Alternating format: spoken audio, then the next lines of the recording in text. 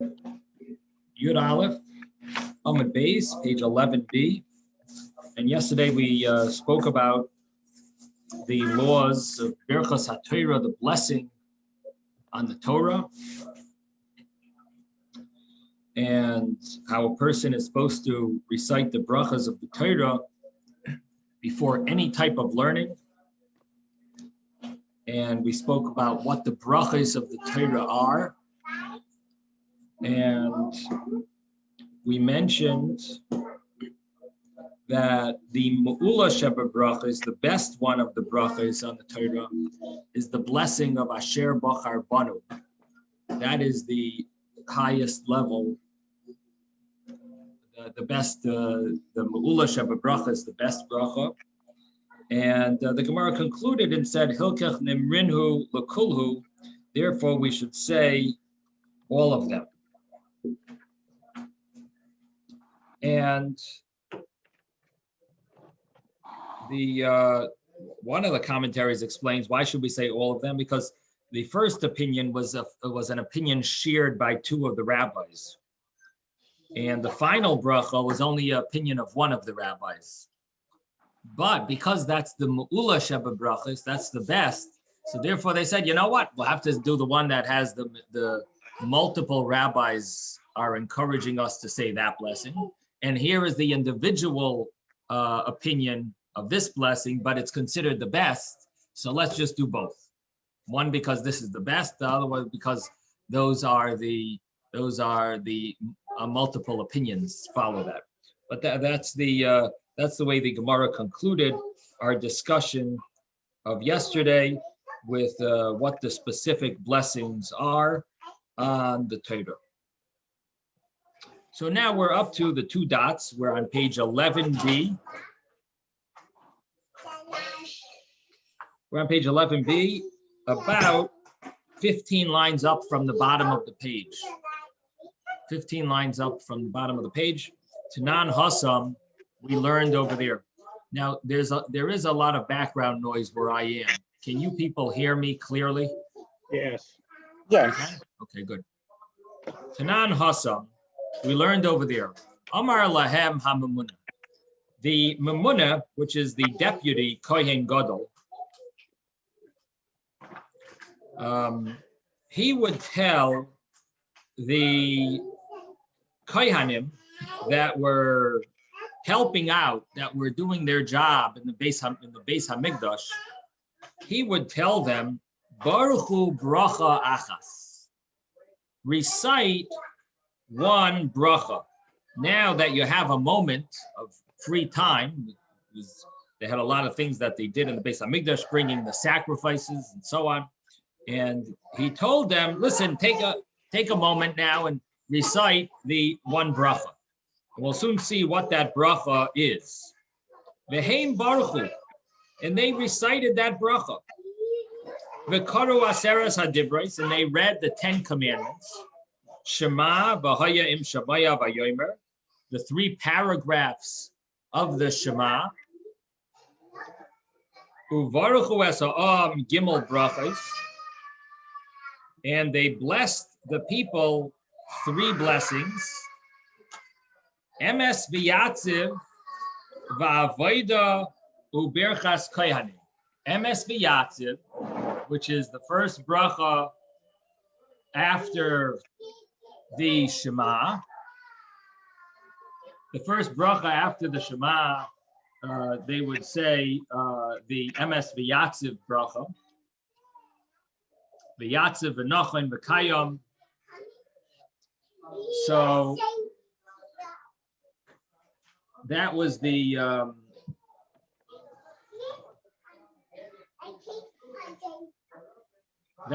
first one of the brachas, and then they would say va'avoida, and the second bracha, the bracha of avoida, which is that Hashem should enjoy the service of the Jewish people. That's the first option Rashi gives. Another option Rashi gives is that you alone, we serve you with fear. That would be the second blessing. And the third blessing is Berachas Kohanim. Now, so these are the little time they had to pray. They would they would say these few things, which we mentioned, the Shema, Aseres HaDivros. They would say one bracha, and then they would say this, the Emes V'Yatziv, Avodah, Berachas Kohanim. And now on Shabbos, they would add Moisifin bracha achas lemishmar hayotze. They would add one bracha to the mishmar that was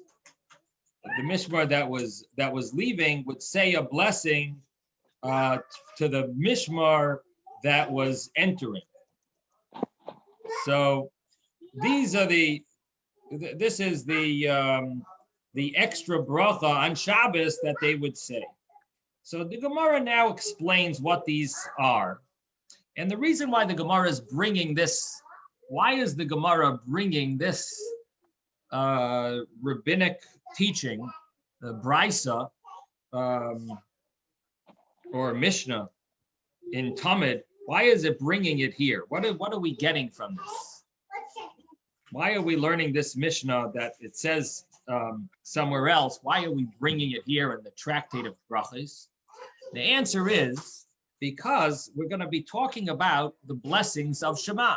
And we just spoke about the blessings of the Shema. Again, the blessings of the Shema are blessings which is connected in some way to the Shema. So we started off our tractate talking about Shema. Then we have these blessings that are called the Berachas Shema. And now, and we spoke about them and how why we recite the wording of them. We spoke about earlier on the page. And now the Gemara is continuing and going to bring a interesting law about these brachos of the Shema. And therefore we bring this Mishnah from a different tractate because it's applicable to the brachos of Shema. So the first question the Gemara asks is, my bracha achas. What is this one bracha that they would say, that they would recite in the morning? Baruch hu bracha achas, early in the morning, when they would come to do the service in the temple, they would, Rashi brings down that it talks about after they put the limbs on top of the ramp and they salted them, they went down and they went to the room of the hewn stone and they would read the Shema. And it says that he would tell them, to say this bracha, and they would read the 10 Commandments and so on. So that is this Mishnah talks about the service of the Jewish people in the temple. So the Gemara says, what is this one bracha that they would say? Ki had Reb Abba v'Reb Yosi v'Reb Abba. If this is a question that Reb Abba, Reb Yosi Reb Abba, in their story, Iklu lahu Asra, they went to a certain land, Bo'u minayu, and they asked them, my bracha achas, what is this one bracha achas that it says? What bracha did they say? Was it Baruch Sha'amar? Was it Yishtabach? What bracha was it that they recited this bracha achas? Loi hava biyadayu, and no one knew. Also l'shailinu Rav Masna. So they went to Rav Masna. They asked him, Loi hava biyadei. He didn't know. Also shailu Rav Yehuda. So they went and asked Rav Yehuda. Amar lahu, hachi amar Shmuel.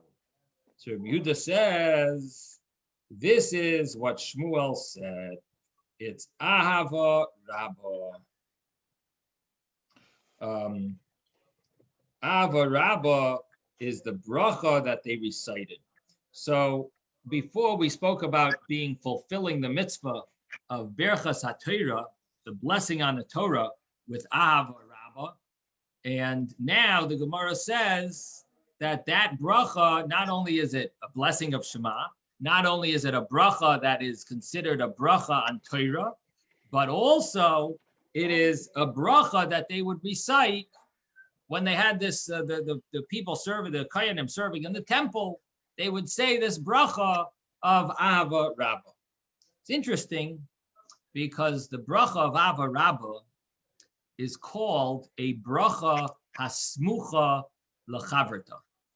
It's a bracha that is connected to other brachas. What do I mean by that? Well, it's a bracha that doesn't start with bracha. It ends with a bracha. If you look at that paragraph, the first words of the paragraph are Ahava Rabba or Avas Olam Avtanu. And why? And so normally a bracha is supposed to start with bracha. Like if you look at the first bracha of Shema, it starts with Baruch Atah Hashem Elokeinu melech haolam yotzer ora v'reichosheach. It starts with a bracha, and then it ends with a bracha yotzer ha'ma'oros. Again, if you those that are familiar with the morning structure of prayer, they know that there's different parts of the davening. The beginning part of the davening is called Pesukei de Zimra, verses of praise. That's the first maybe 15 minutes in the synagogue that they recite those prayers, the morning prayer. The first 15 minutes is approximately the verses of praise from Tehillim. A lot of it is the book of Psalms. We also say the Baruch. We also say the Shira, which is this week's Torah portion, the song that they sang at the sea. That's the first part of the davening. Then you have the next part of the davening is the blessings of the Shema. It's all the things that surround the Shema. A few blessings before it, a few blessings after it, and then after that you have what's called the Amidah or the Shemayna Esrei, and that is I guess you would say it's sort of like what we're leading up to. It's one of the it's a very important part of the prayer, the Shemayna Esrei. It's the everything else is sort of leading up to the Shemayna Esrei, the Amidah. So in the blessings of the Shema part, so we have two parts. We have the blessings before the Shema, and you have the blessings after the Shema. But even in the blessings before the Shema, there's two parts. There's the first blessing before the Shema, and there's the second blessing before the Shema. Now, the first blessing before the Shema, it starts with bracha, and it ends with a bracha, right? It starts with Yotzer Ora v'reichosheach, and the second one, and it ends with Yotzer ha'ma'oros. That's the first blessing. It starts with a blessing, it ends with blessing. The second bracha starts with Ava Rabba or Ahava Soilam, depending on Ashkenazic or Sephardic, and then it ends with Habaycher b'yama Yisrael b'yava. It ends with a bracha, Baruch Atah Hashem, but it doesn't start Baruch Atah Hashem. So the reason why is because it is considered a bracha that's attached to the previous bracha.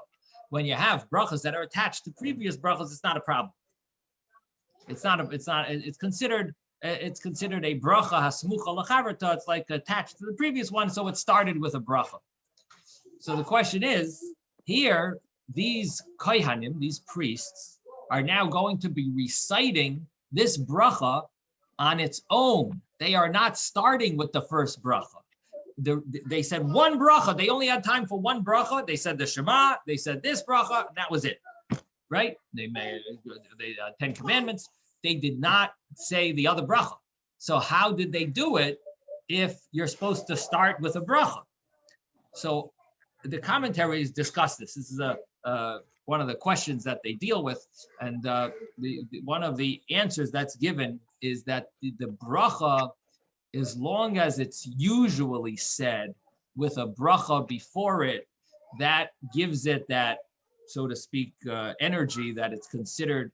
It gives it it's equal to a bracha that starts with a bracha even without it, because it's normally recited that way. So even though in individual cases you don't have it, it's considered okay. They talk about this with regard to the tfilas haderech, the prayer for travelers. Some of you know there's a custom to eat something before you say tfilas haderech, before you say the prayer for travelers. The reason why it's customary to eat something, so you say a bracha on food, you eat it, and you say the tfilas haderech. Why? Because it's supposed to be a bracha hasmucha lechaverta. It's supposed to be a blessing that's connected to another blessing. It's supposed to start with a blessing. And the problem is it doesn't start with the blessing. It starts with the Hi Ratzoin Milfanecha. So in order to make it a blessing that's connected to another blessing, some people have a custom to eat something. So they'll take a pretzel, make a mezainis. You said a bracha, you started with the bracha, it continues and then you eat a little, you take a little piece. The only question on that is it might be a hefsek. It might be considered an interruption if you eat it, because you have to eat you made a set of bracha on a pretzel, you ate it, and now you're saying the other bracha. So, and many don't have a custom to be so strict and make it into a bracha hasmucha lachaverta. So the question is, so why? How do we say it? And the answer is, what's the end of the tefillas haderech? What is the end of that bracha? The end of that bracha is shemeya tefillah, right? That's how we conclude the tefillas haderech. We concluded the blessing of shemeya tefillah. Now, when do we ever say that bracha shemeya tefillah?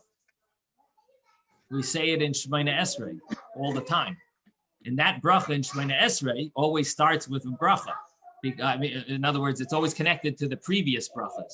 It starts with Baruch Atah Hashem in the beginning of Shemona Esrei, and all the continual brachas of the Shemona Esrei, all the flow of the Shemona Esrei is all those blessings. It all started with a bracha. They're all considered a bracha asmucha lachaverta. It's considered okay, even though it doesn't exactly start with a bracha. It starts Shema Kolenu, but it initially started with a bracha. Therefore, even though tefillas haderech, even though you're just saying it and it's not starting with a bracha, but it normally starts with a bracha, it's considered acceptable. It's considered has the value of a bracha hasmucha lachaverta. I'm just mentioning that on the side to give you a little side information about how normally it's recited with the previous bracha. Here it wasn't, but that's not considered a problem. Yes, Ben. I wanted to ask what was the problem that they couldn't add the blessing in front of Ava Rabbah too? At some point, are they trying to save the blessing or what? So not to say too many. We can't add onto it onto the way the rabbis from the Anshe Knesset Hagdolah, the way they establish the brachas. As it says in us. Why didn't I say a Knesset add another blessing in front of Ava Rabbah? What bracha? You mean eat something? Say a bracha on food and eat it. Is that what you mean? When they say the Ava Rabbah. What bracha should they say? They add a blessing. Yeah. Why couldn't they say a blessing in front? Why didn't the Knesset add a why didn't the Anshe Knesset Knesset Hagdolah start it with a bracha? Yeah. But it didn't need. Right. It didn't need because you're gonna say a bracha before it, Yotzer Hamaorot. You said the bracha Yotzer Ora V'Reichayshech. You say that bracha, it's fine. There is a bracha before it. The way the Anshe Knesset Hagdolah established it, there is a bracha before it. But the people in the Beis Hamikdash, they didn't say that earlier bracha. The rabbis of the Anshe Knesset Hagdolah established the bracha before it. I see. They started it with the Yotzer Ora V'Reichayshech. So it is considered a bracha, a continual bracha. The problem is here, they're just taking it out of context. They're just saying one bracha. What about it needs to start with a bracha? And the answer is that it's okay. Thank you. Okay, so You froze. So we're gonna now continue. So What this page opinion. What was that? What page are you on? What page? We are on 11b at the bottom, the end of 11b. If you have an art scroll, I could look it up. 11b4. Before? Okay, 11b4. Thank you. So we just mentioned that Shmuel said Ahava Rabbah is the bracha that they recited. But Amar Reb Zrika, Amar Reb Ami, Amar Reb Shimon ben Lakish, we're now at the first wide line on the page. Reb Zrika said in the name of Reb Ami, in the name of Reb Shimon ben Lakish, Yoitzer Or. They didn't say Ahava Rabbah. The bracha that they said was Yoitzer Or. Okay, we got a new opinion. Now this bracha starts with a bracha and ends with a bracha. So this is not a problem at all. And so the bracha that the Koyanim would recite is Yotzer Or. So we have two opinions. Now, one of the rabbis is now going to tell us that they figured out that it was Yotzer Or from another statement. In other words, it's not that they had a tradition that the blessing that was recited was Yotzer Or. It's not they didn't have a tradition that was passed on. How did they know which bracha was recited in the time of the Beis Hamikdash? How did the rabbis who lived much later, these are rabbis from the Talmud, so these rabbis lived much after the Beis Hamikdash was destroyed. How did they know which bracha? Did they have a tradition or did they figure it out? So the Gemara is going to tell us now that they actually did not have a tradition which bracha. They figured it out from some other source. They were able to analyze some other statement, and after doing research, they were able to come up with the conclusion that it must have been Yotzer Or. So let's see how they figured this out. Ki asa Rav Yitzchak bar Yosef. When Rav Yitzchak bar Yosef came, Omar, he said, this of Reb Zrika was not clearly, explicitly learned. Ella michlala itmar, it was implied. That's how they learned it. The Amar Reb Zrika, Amar Reb Ami, Amar Reb Shimon ben Lakish. Reb Zrika said in the name of Reb Ami, in the name of Reb Shimon ben Lakish, Zoi soy meres. From this Mishnah, we see brochos ein ma'akvos zu es zu. From this Mishnah, where it says that they said one bracha, the commentary, Reb Zrika, in the name of Reb Ami, Reb Shimon ben Lakish, they said, we see here something.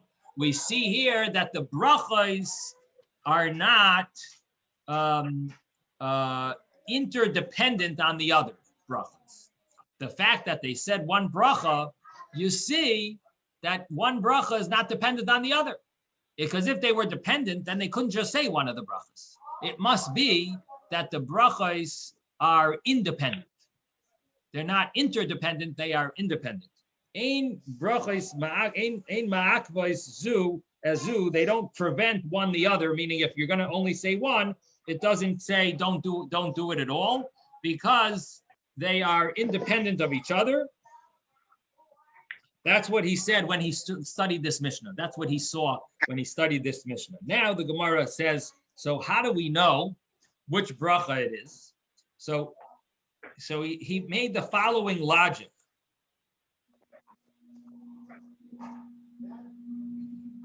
I amrit bishloim. It's good if you say Yotzer Or, that if you learn that the blessing that they recited was Yotzer Or,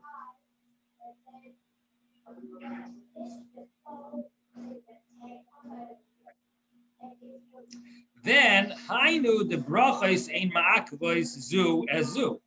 Then that would be logical to deduce from this Mishnah that the brachos are not me'akev, they don't prevent one from the other, and you could say one without the other, because they recited the bracha of Yotzer Or, and they're not reciting the bracha of Ava Rabbah, and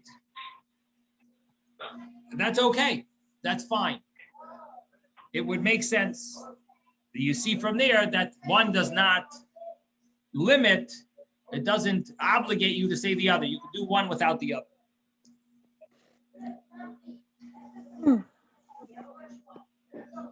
Deloy ka amri Ava Rabbah.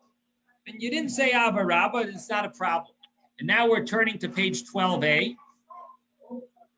Ela'i amrit Ava Rabbah, but if you're going to say that the blessing that they recited was Ava Rabbah, then Ela'i amrit Ava Rabbah havu amri, that's the blessing that they would say. My brochos ein ma'akvos zu as zu. what does it mean that one blessing is not preventing the other blessing? You don't have a proof, because if you say Ava Rabbah, it doesn't mean that you're not going to later say the other blessing. Dilma, maybe, Haidalai Amri Yotzer Or, the reason why they didn't say the second blessing is Mishum Delay Matas Man Yotzer Or, because the time of Yotzer Or didn't come yet, because Yotzer Or is only recited after the light comes out. You're thanking Hashem for creating the light. So you would need to wait time to say Yotzer Or. But V'chimatas man Yotzer Or hava amri. So if you're going to learn that the blessing that they recited was Ava Rabbah, it's not going to automatically mean to you that they didn't recite another bracha, because really what it might be is that they recited the other blessing as well, just later on. They couldn't recite the other bracha here because it was too early. And therefore you wouldn't have any proof that one blessing obligates you to say the other blessing. Maybe you're going to say both, you're just not saying the other one now. But if you learn that the blessing that they recited was Yotzer Or, that means that now is the time that they could say Ava Rabbah also, and they're not doing it. This means that they're not going to do it at all, because there's no reason why they would push it off and not do it, and not do it now. The other way, there's a reason they didn't say Yotzer Or, because it's not light enough. But here, if they're saying this bracha, they're not saying the other bracha. Therefore, it would make sense that they're not going to do it at all. They're not going to do it at all. That shows one bracha is not dependent on the other. You could do one bracha and not do the other. So that's what the Gemara says. That's how the Gemara knows from this statement that says, from here we see, this quotation, from here we see that the brachos are not dependent one on the other. From that point, you're able to figure out, it must be, if you're going to see that point from here, it must be that the blessing that they said was Yotzer Or, and therefore the brachos are not ma'akiv, one bracha is not ma'akiv the other bracha. Yes, Robert. So again, part of what I interpret is somewhere in the process you're obligated to recite the Shema. But also prior to that, you also thank God for the creation of the light. Then not the obligation, but the logical continuation of that, whenever that time arises, whether it's because of there being light, then you do the Shema. So again, you do it either as a continuing, depending on when light appears, or after you do the, again, the bracha for the dawn. And so it's complementary to each other. And again, depending on when you do it, it flows, or you have an ending of one prayer and then the beginning of the other, but they're within the context of the beginning of the day and your celebration of the light and your adoration of Hashem. That's the way I look at it. Okay. Good. Very, very good. So we've got these two brachas, and the Gemara now proved that one is not dependent on the other. I'm going to read it in Rashi because I think it might make it a little easier to get all the logic. But before I do that, Ben, you have a question? No, I want to say me'akvot is slowing down the one of the other. What? Okvot is following, but me'akvot is slowing down. They're Well, not what would that slowing mean? down each other. In other words, you can say both. They're not in the same time. They're not telling you to say one later or say one, now. Me'akvot is slowing down. I don't know what the other meaning would be here. In the Talmudic literature, whenever it says ma'akev, it means it prevents. And in this case, when it says one thing is ma'akiv another, one thing is not ma'akiv another, it generally means one prevents the other from being fulfilled. And so here we say the brachos. Okay, it tells the other, it tells you that the other is going to be slowed down. It's going to be told later. See, I don't know about the slowing down part in the ma'akiv terminology that I'm familiar with. What is that? Pushing it back, you know. Ma'akev is pushing it back too. Waiting. The Can it other also one be will be said interpreted as later. waiting? Waiting, pushing back, waiting. No, Okay. no, Well, waiting is another word. Let's see what Rashi says, and I think it might get a little more clear. And if people don't understand it, I'll repeat it again after that. Moshe, do you have a question? I see your hand move across. I wasn't sure. Is that a question, Moshe? No. I can't hear you. You got to speak loud and clear. Yeah, I'm just trying to get my audio to work. I'm having some difficulty, but I'm listening. Go ahead. So you can hear me, or you can't hear me. It's not loud enough. No, I can hear you, but I don't want to interrupt. I'm just trying to get the audio. Okay. Okay, no problem. Okay. Yeah. Rabbi, Yes. I thought cave means an obstacle. Yeah, that's really what it means. It is an obstacle. It prevents, something that prevents, an ikov. You're at least the way I know the word is as David is saying, it's an obstacle. But it's hard to argue with Ben, who's knows Hebrew. No, an obstacle would be the same. It slows it down. It said, do it later, Right. you know. Right. Well, in any event, we're gonna read a Rashi, and we'll see how Rashi explains this. So Rashi here, if you have the Gemara, the typical Gemara printed with the Rashi on the inside, on the left side of the Gemara. So on the bottom of it here, there's the first line of Rashi says, brochos ein ma'akvos zu es zu. The brochos are not ma'akiv one to the other. They aren't, they don't, one doesn't depend on the other. Birechas o achas, like birechas ashniya, if you recited one bracha and you didn't recite the other bracha, nafka miha, you are, however, fulfilling yedei chayvasai, your obligation. He is fulfilling his obligation bahahi shabirech, with the one he blessed, the blessing that he recited.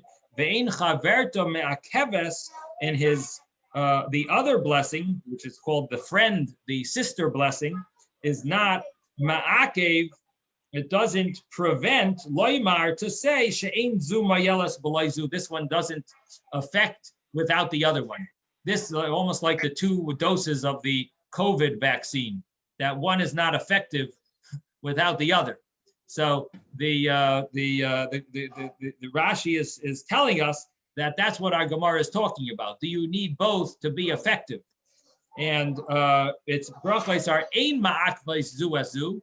One does not prevent the other one. They are both effective even on their own.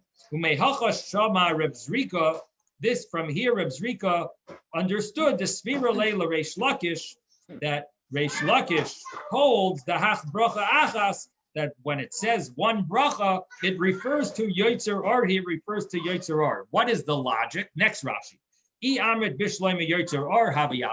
It's good if you say that it's talking about Yotzer Or, that the blessing that we're referring to is Yotzer Or v'loi ahava rabba, not ahava rabba. And even though the time has arrived to recite it, because even at night you could say ahava rabba, so it's not a time issue. It's not too early to recite ahava rabba. You're saying Yotzer Or and not ahava rabba, not because it's too early in the morning, because even at night you could say the blessing of ahava rabba. In Kolshkein the Kivan the Amar Yotzer Or, and for sure, if you're going to be able to say Yotzer Or, which is a blessing that talks about light, for sure you can say the blessing that doesn't talk about light. In other words, it might be early in the morning, but if you're going to be able to recite a blessing about light, you for sure could recite the blessing that doesn't talk about light. So, Kolshkin, the Kiva Damar Yetzor, Badai Matazmanya, Matiazmana, for sure the time has arrived. There's no problem of saying Ahava Rabba, Va'afilu Hachi Loi Amri Ela Yetzor Or Vasulai, and nevertheless, the Kaihanim only recited this one bracha, and not more than that. They only recited the Yetzor Or blessing, like Vasulai, Amri La. The Vesulai Amrila, they didn't say anymore. That's why we see from here, Hainu Dika Amar Shma Mina, from here we understand brachos in ma'akvos zu azu, the brachos don't prevent the other brachos. It's not an obstacle to the other bracha, and if you missed one, you could still say the other. That's the part of the first half of the logic. Now, but if you say that the blessing that we're talking about is Ahava Rabbah, this is the second half of the logic. In the next page, Yud Beis Amud Aleph, page 12a, on the top of Rashi. This is the right side of the Gemara, the top line. If you're going to say that this blessing, Dika Amri, that they say is Ahava Rabbah, is the blessing of Ahava Rabbah, Heichi Shma Mina, how would you hear from this? That one blessing doesn't prevent the other blessing. Maybe they do. Maybe they are dependent on each other. Dilma Haideloi Amri Yotzer Or, possibly this that you are not saying the blessing of Yotzer Or. The Koyanim didn't say that blessing. Maybe it's only now they didn't say it because it's not yet the time. The time hasn't arrived yet for it. And when the time comes, Amrila, they will say it. Even though they could say Shema, the time didn't come for the blessing of the berachos of the Yotzer Or blessing, the blessing thanking God for bringing light to Darminan Baalma Kurishma Manchi Mishmar Lo Yotza Shanchi Mishmar Maktiban. So even though you're not Yotza, you're not fulfilling the mitzvah in the most Obedient. the most preferable way, because the Anshe Mishmar, they really recite it too early. Now I just want to pull out my other Gemara here.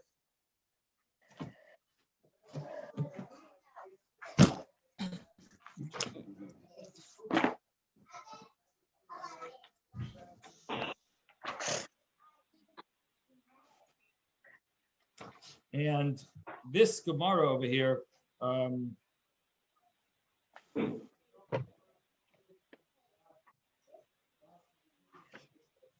Gemara. Okay, so he brings down the Gemara there in Yuma. So that the Gemara over there says that they actually did not fulfill. You don't fulfill the mitzvah of Kriya Shema, and they read it in order to be able to do work. They didn't want to do any of the avodah before they said the Shema. So they would say the Shema then, but it's really too early to say the blessing of Yotzer Or, and so possibly they didn't say it yet, but they're going to say it after, and therefore we don't have a proof that one blessing is independent of the other. Maybe you do need to say both. You just have to wait until it's the time to say the other blessing. So therefore, the Gemara concludes that it must be the Yotzer Or that they said, and therefore you do see that the blessings are not interdependent of the other blessings. I'm not sure how practical this is, but maybe if a person doesn't have koyach, doesn't have strength to say both blessings, should he just say one? Maybe. I haven't looked this up in halacha, but I'm guessing this might be a practical halacha. Let's say a person is very weak and they only have energy to recite one of those blessings. Should they do it? Or if you can't recite one, don't recite any of them. And here it would seem from this conclusion that one bracha is not dependent on the other, and you would be able to say one even though you couldn't say both. Maybe that would seem to be a practical application of this halacha. Okay, any questions on this? Did everyone follow the logic? I Yes. follow it. Say that I want to make a quick correction. Yes. According to the latest statistics, they're saying if you get the first shot, it's 50% protection, and the second shot brings it to 95% protection for the vaccine. You were saying if you get one, it doesn't do anything. If you don't get the other one, the other. Okay, take back my example. No problem. Okay, thank you, Doug. Okay, yes, Robert.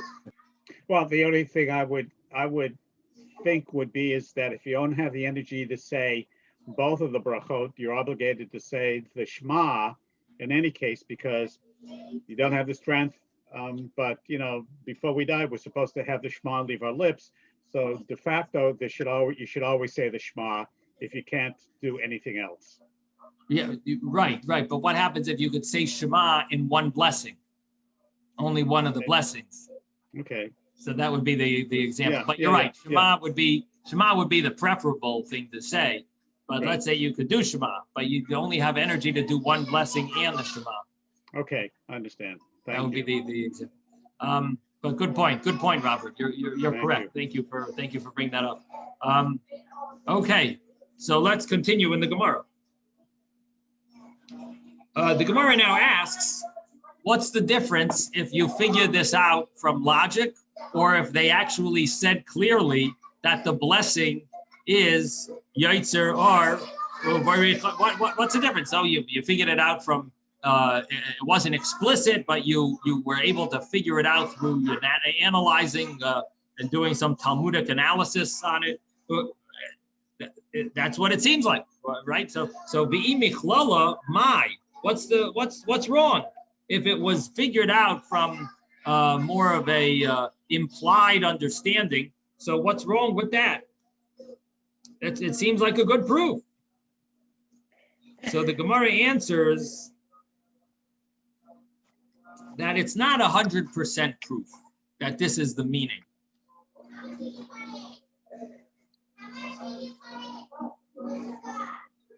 The imichlala, if it wasn't said clearly, but it's just understood from this, la'olam, you could say that Ava Rabba, really, la'olam is like, really Ava Rabba Havu Amri. Maybe they said Ava Rabba blessing, not the Yotzer Or.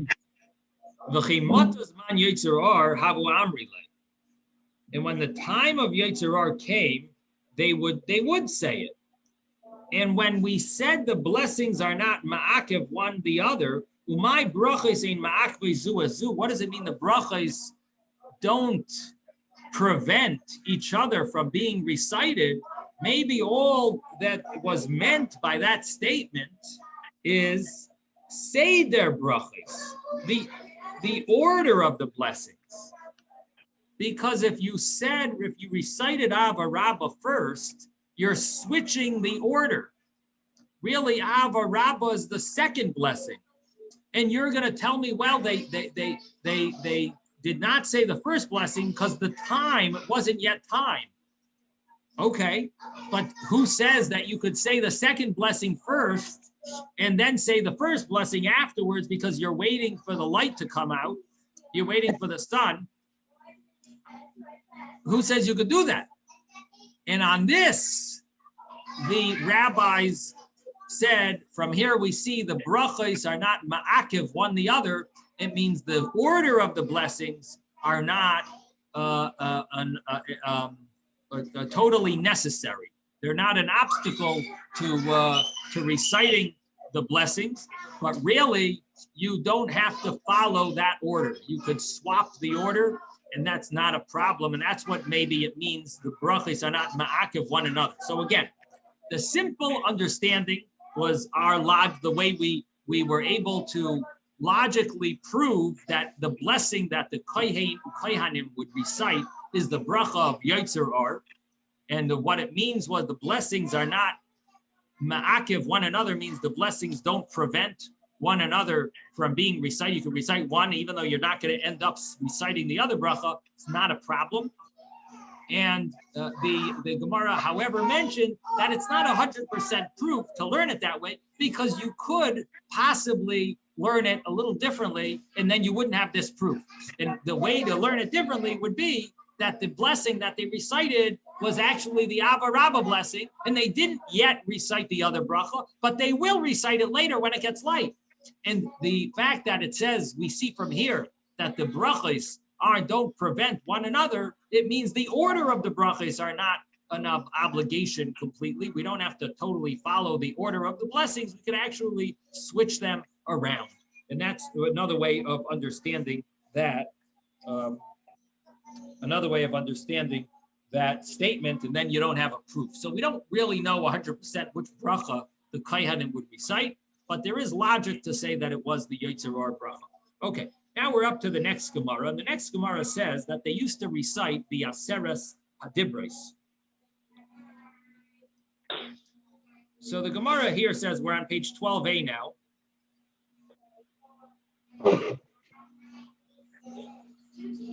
The Kohen Aseres Hadibros were about 7 lines from the top. They would recite the 10 commandments. Shema, this is a new discussion.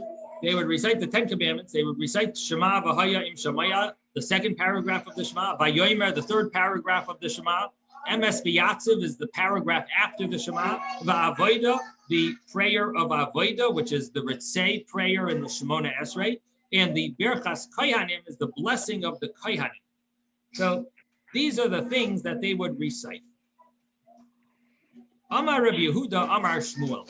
Rabbi Yehuda said in the name of Shmuel, Af B'Gvulin Bikshu Likros came. Even in the Gvulin, meaning even outside of the Beis Hamikdash, literally it means in the boundaries, but it means in the individual cities outside of the Beis Hamikdash, they also wanted to recite the 10 commandments. Ella Shekvar Bitlum, but it was already that decree was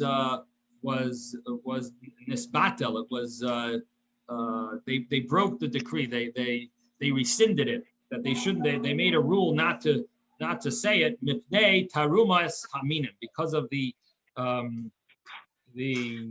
tarumas means the claims, the complaints, the claims of the minim. The minim, Rashi here says it means the akum, the goyim, that the goyim are going to tell the yidden, the simple yidden, that this is the only Torah, the 10 commandments is everything and nothing else is necessary.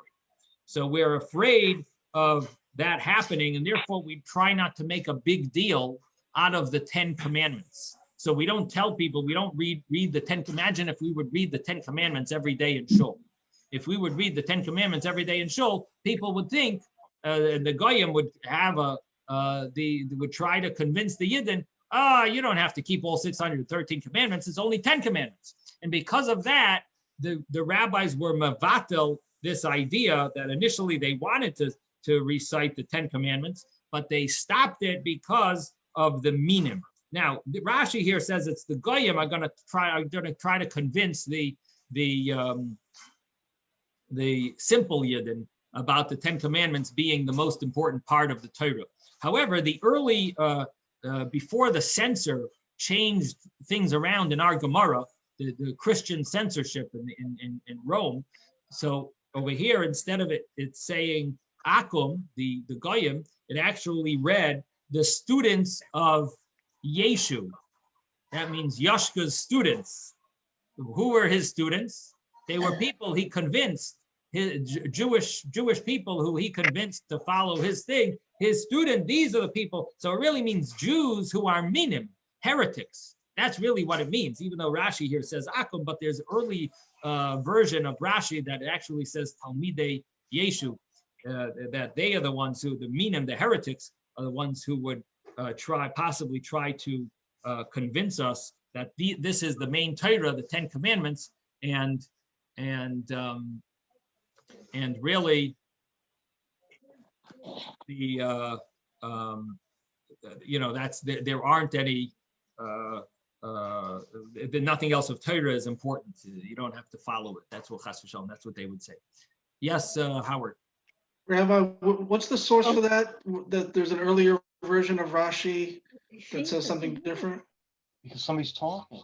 You know, I'm not sure where you could find that early version. It could be what's his name? The Steinsaltz is very good at that. Did any of the people that are on, did they see anything written about that Rashi in your the Koran edition? Because he generally has like some interesting stuff. I'm not sure where. I heard a shir on this, and the rabbi mentioned it. But I'm trying to. I'm not sure if it might be in the. Yes, Miranda. Yeah, he has, it's not really his commentaries, but he adds extra words. And he said, but they already abolished, after talking about the 10 Commandments, already abolished recitation of the 10 Commandments due to the grievances of the heretics who argued that the entire Torah, with the exception of the 10 Commandments, did not emanate from God. And he puts in the Jerusalem Talmud. And then he says, if the 10 Commandments were recited daily, that would lend credence to their claim. So the recitation was expunged from the daily prayers. So I guess it's from the Yerushalmi. I don't know, an earlier version. Maybe? I'm not sure about that. This is I'll try to find the source, maybe, Howard. Anyway, that's what he says. I have this. Oh, I know where to look it up. 1 second. So I have a question. So it's in the Hagoyis and Siyunim. It's in. I have a Gemara that brings it down actually in the Hagoyis and Siyunim. It brings an old print that it says Talmidei Yeshu, but where they got it from, I don't know. He's speaking. I can't. Hagoyis. Okay. I did want to mention. Rabbi? Yeah. I was just going to make a couple of points. Unfortunately, I'm a little bit technically challenged here with my equipment, but what I wanted to say with respect to your earlier comment is that the Goyim, bechol zot, anyway, they want to stress on the 10 Commandments. Those of them who at least say they believe in that, but there's so many of them that don't even follow the Noahide laws. Right. And okay. So, Good it point. almost makes a mockery of it, but I understand that that's Okay, the idea of not stressing on the 10 and the Aseret Dibros because of their possible reactions. Right. But that's already so, it's so beyond. It's like mechutz l'tchum. They don't even follow the B'nai Noach laws. Right. Okay. Not the religious ones. The religious ones follow Bezrat Hashem, the 10 Commandments, so they say. Thank you. Okay. Ben, yes. Yeah, the Steinsaltz says that it's a chizuk ledivreihem. It's strengthening what they're saying. Right. And that's why it was taken off. Right. Okay. So I did want to mention that there is a tshuva of the Rambam where the Rambam mentions that a person is not allowed to stand in shul when they recite the 10 Commandments. Now we I think in Ashkenazic shuls we stand when they say the 10 Commandments. And some even have a custom to look at the Sefer Torah during the 10 Commandments. So the Rambam was very against that. We don't follow that Rambam, but I think Sephardic shuls do. And they are very careful not to stand during the Aseres HaDibros. The Ashkenazic custom is not to follow that. We stand, again, we don't say the Aseres HaDibros every day. That's our Gemara that that was abolished to think of, to have them read every day in the Torah. Now, if a person wanted to say them every day in their own personal life, they would be allowed to, but they wouldn't be allowed to be done in public. And because of this Gemara, but the Rambam takes it, to the extent that the person shouldn't show that that part of the Chumash is more important than the other parts because it gives some type of a feeling that part is emphasized, and as if that's more important than it's as if it's the only Torah. It could lead to that idea that this is the only important part of Torah, and so on.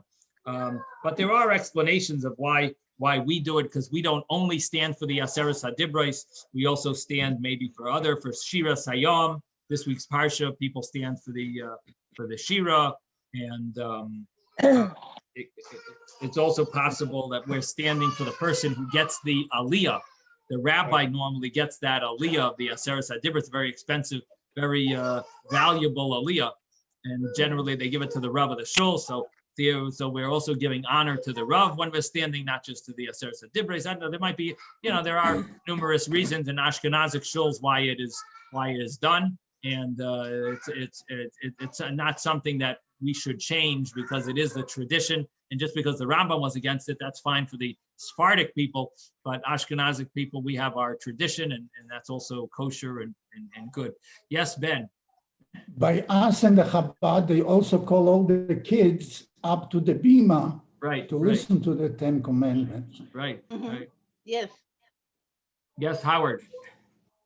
So they don't say the Aseres HaDibros as part of the daily davening anymore, but it is in the siddur, at least in the Ashkenazic siddurim, it is there after davening.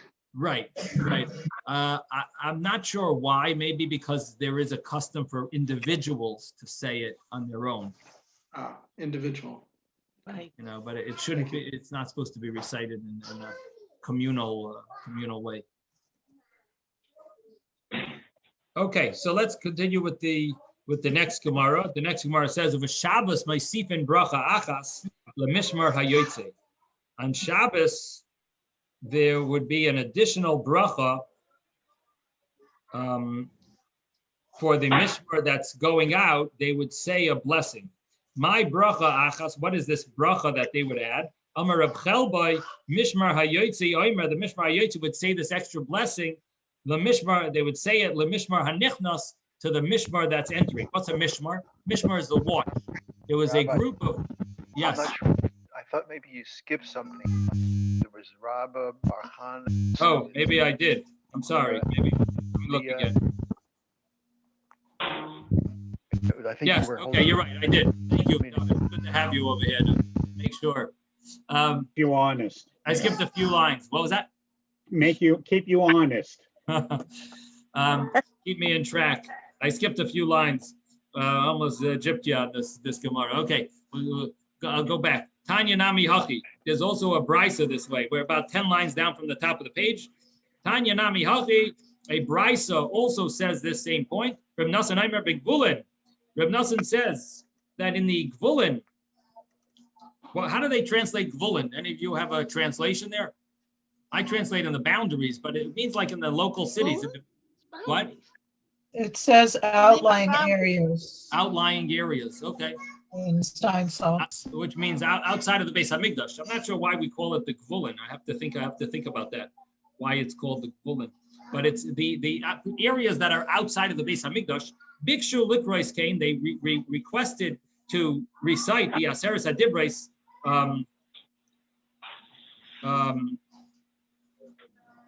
And interesting, Rashi brings down Bikriya Shema, in the Kriya Shema, like this would be part of the Shema. Ella Shekvar Bidlam, but it was abolished Mipnei Tarumas Haminim because of the Minin as the heretics, the claims of the heretics. Rabba Bar Chana Stavar, Rabba Bar Chana thought Lemikvenu Basura to establish it in Surah. Amar Le Rav Chizda. Amar Le Rav Chizda. Let me mute everyone. I don't know why I hear this background noise. Okay. Amar Le Rav Chizda. Rav Chizda says, Kvar Bidlum, it was already abolished Mibnei Tarumas Aminim because of the heretics' claims. Ameimar Savar Lemikmenu Ben Erda. Ameimar wanted to establish it in Erda. Amar Le Rav Ashi, Kvar Bidlum, it was already abolished Mibnei Tarumas Aminim because of the Tarumas, because of the claims of the heretics. We'll just do one more Gemara of a Shabbos. Bracha achas l'mishmar yotzei. On Shabbos they added one bracha. My bracha achas. What is this extra bracha? So again, this is there were different. They would change on Shabbos the different groups of the kohanim that served in the temple. Shabbos was the day that they switched. So the new ones would come and the old ones would leave, and the old ones would say a blessing to the new ones. So what is this bracha? What is the blessing that they would say? The watching, the group of kohanim that were there, they were called the watching of that kohanim, that group. They would say to the mishmar, to the watching that was entering,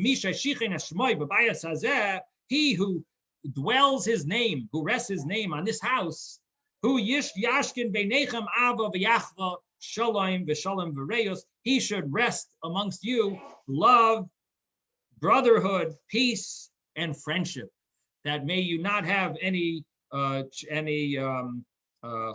Everything should go smoothly, and that's what they would bless the other kohanim. You have to understand that when they served in the temple, they also were running after. Each person wanted to get a little portion. I want to do this. No, I want to do this. They would fight over. They're very easy to have fights because even though they're in such a holy place, but that specifically because of that would make them want to fight over things because they want, even though they're adults, maybe this, but it doesn't matter. They still were excited over certain things. They would fight, and so it's very, so they would give them a bracha that Hashem should give them unity and brotherhood and love and friendship and so on. Okay, everyone, have a wonderful day. I'll see you later on. Thank you. Bye-bye.